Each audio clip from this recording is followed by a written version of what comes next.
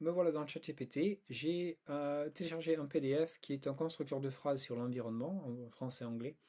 Et ce que je voudrais faire, c'est créer deux exercices là-dessus. Un qui est un espacement, une traduction guidée. Donc, il va y avoir des phrases très très longues, donc sans espace. Il va falloir que les élèves trouvent les mots, comme là que je suis fatigué, donc il va falloir trouver les espaces. Et l'autre, en fait, c'est une traduction erronée,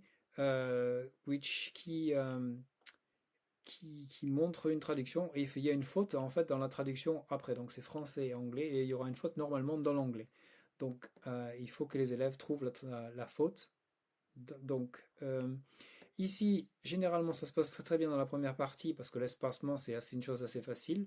Il prend aussi toutes les phrases qui sont dans le constructeur de phrases et généralement il fait un très très bon travail. On voit un petit espace ici là par contre. Il y a encore des choses à vérifier. Et ici, il faut voir la traduction erronée ou fautive.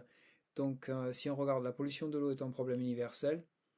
Ok, pollution of water is a universal gift. Donc, il y a une petite faute ici.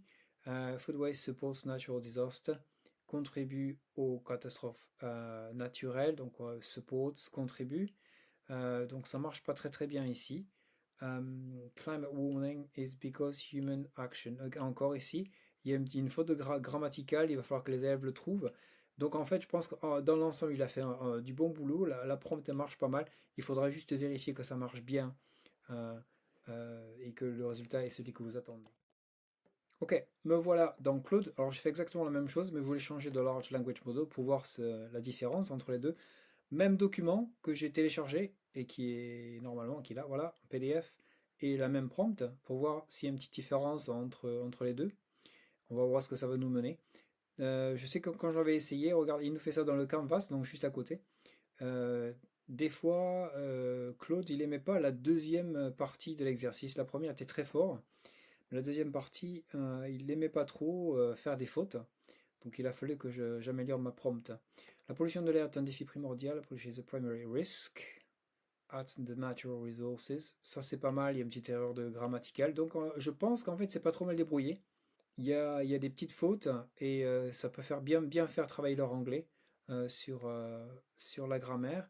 Et je pense que ça a bien marché de ce côté-là. Donc encore des choses à vérifier, mais la prompt semble bien marcher.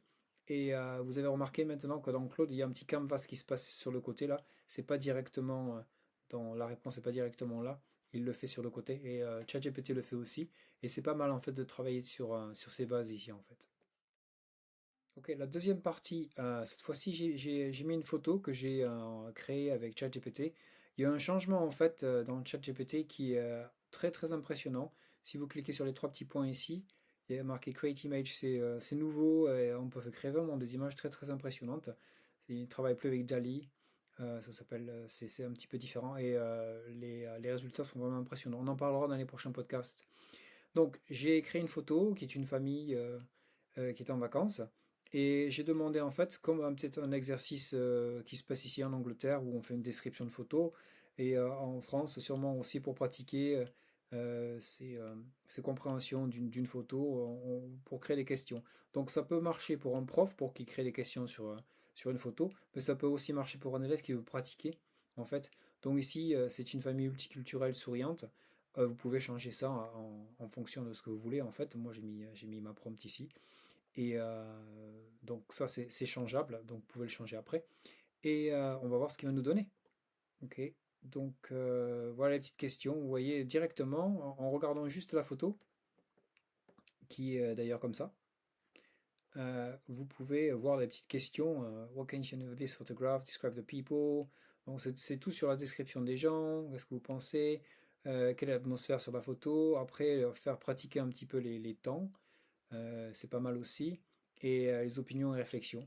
Donc c'est vraiment un petit exercice qui est valable très très bien pour vous, pour organiser vos questions, et qui est pas mal aussi pour les élèves aussi s'ils veulent pratiquer un petit peu avec un petit peu d'aide de la part de ChatGPT. Je vais faire la même chose maintenant sur Gemini. Ok, me voilà donc sur Gemini, donc vous pouvez avoir accès à Gemini gratuitement. Comme les autres, si vous avez un compte Google, c'est beaucoup, bien sûr beaucoup plus facile. Donc j'ai mis la photo, j'ai mis la prompt auquel vous allez avoir accès. Encore, vous pouvez changer ce qu'il y a sur la photo et on va voir ce qu'il va nous faire. Voilà, donc c'est pareil, photo fournie, brainstorming, et projeter la photographie, demander aux élèves. Donc en fait, il vous fait ici, contrairement à ce que je lui ai demandé, il fait un lesson plan, il fait un plan de leçon en fait. C'est pas mal, hein? C'est pas exactement ce que je demande. Il y a les questions que j'ai demandé à qu'il crée après, ici. Donc ça c'est bien. Mais il vous a carrément créé un plan de leçon et j'avais pratiqué ça avant et il m'avait jamais fait ça. Donc c'est quand même assez impressionnant. Pas mal, pas mal, pas mal. Et finalement, dernière vidéo, en fait, je devais vous montrer une histoire. J'ai changé d'avis parce que je pense que l'histoire, ce sera mieux avec les quiz, en fait.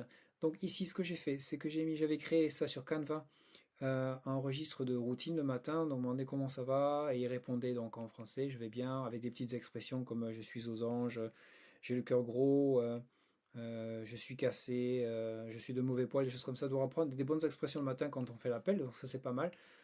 Forcément, on pouvait changer ça en anglais.